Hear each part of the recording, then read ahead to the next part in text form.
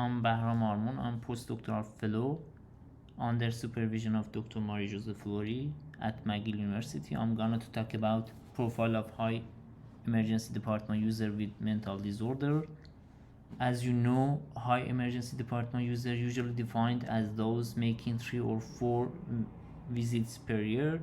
High EDUs may reflect limited outpatient care, so factors contributing to the development of prevention strategies need to be identified.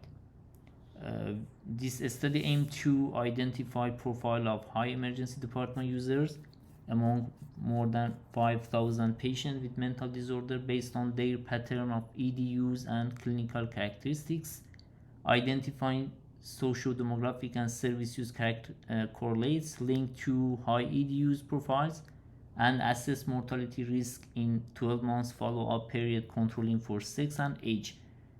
This 3 years study analyzed data on more than 5,000 patients with mental disorder in Quebec.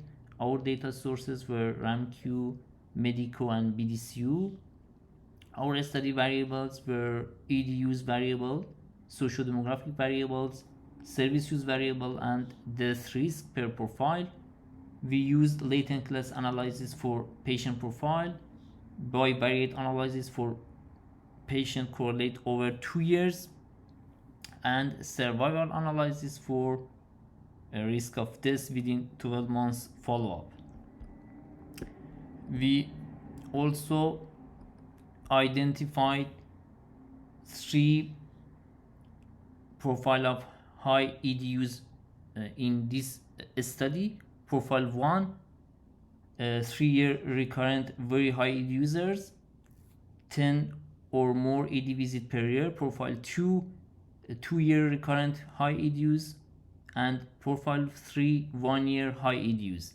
Profile 1 was the worst profile for common and serious mental disorder and were more likely to have service use and also lived in more materially and socially deprived area. Profile 2 ranked second on common mental disorder and serious mental disorder, personality disorder, and included more older patients.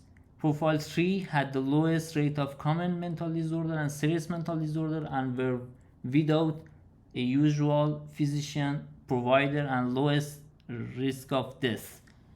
To prevent high EDUs, strategies like integrated mental disorder and substance-related disorder treatments and home-based treatment may be promoted for profile 1 patients, assertive community treatment for patient profile 2, and both case management and increased physician follow-up for profile 3 has been recommended.